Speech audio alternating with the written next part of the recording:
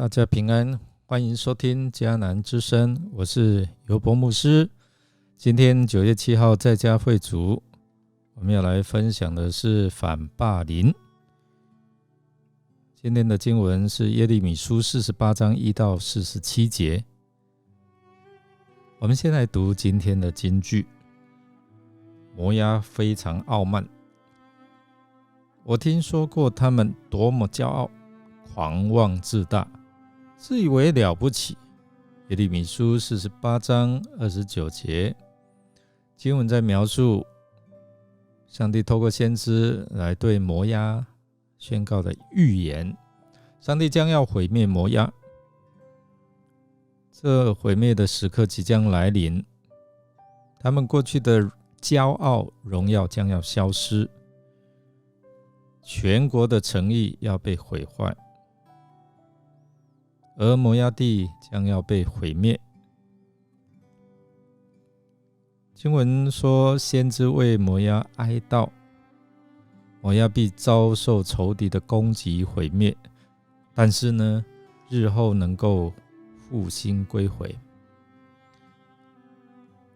霸凌指的是一种长期时间持续的与当下立即发生的，并对个人在心理、身体和言语遭受的攻击，并且因为霸凌者与受害者之间的权力或是体型的因素不对等，而不敢或无法有效的反抗。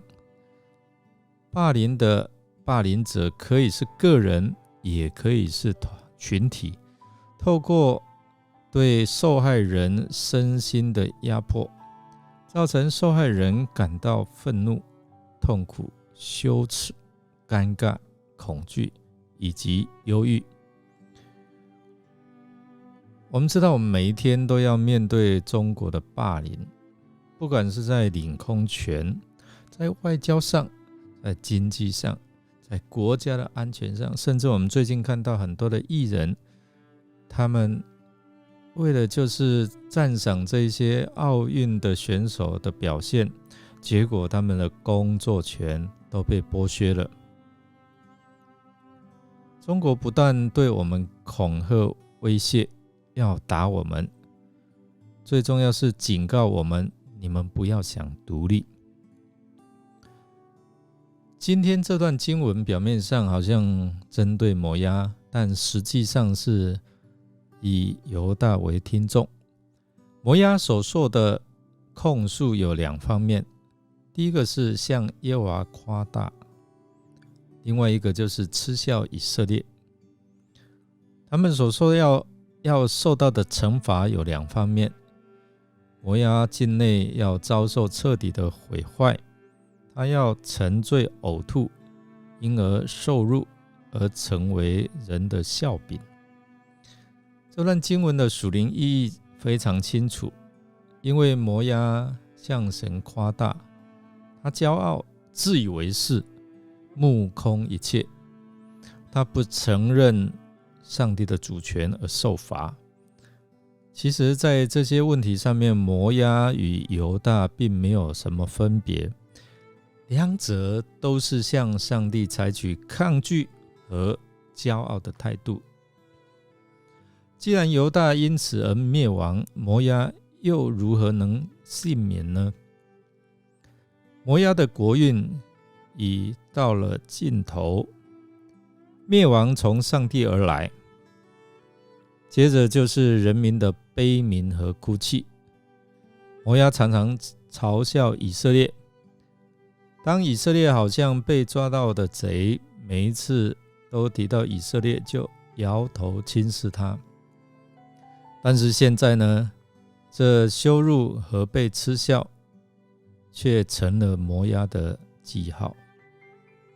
整段经文的意义在于47节，上帝所施行的毁灭并非漫无目的，乃是为了要新生和重建。上帝拆毁为的就是要重新建造，这是我们理解上帝的审判最重要的出发点。上帝所毁坏的是人的骄傲和自夸，为的目的就是要兴起顺服他、敬畏上帝、爱他的人。对犹大也是这样，对摩押也是如此。摩押受审判的话到此为止，是一句有双重意义的话。一方面它是结语，但另一方面它也是属灵的宣告。对摩押审判的话已经完了，所等待的是新生命。上帝要救赎的能力进入到他们当中，要彰显。上帝的审判有其终止的时候，但上帝的慈爱却是直到永远都不改变，也不间断。对骄傲的人来说，只要他肯放下这颗骄傲的心来归向上帝，就必得救。这是救赎的应许。我们来默想，今天你的生活中以什么为荣耀？是夸口自己的荣耀吗？摩押的下场对你有何警惕呢？让我们一起来祷告。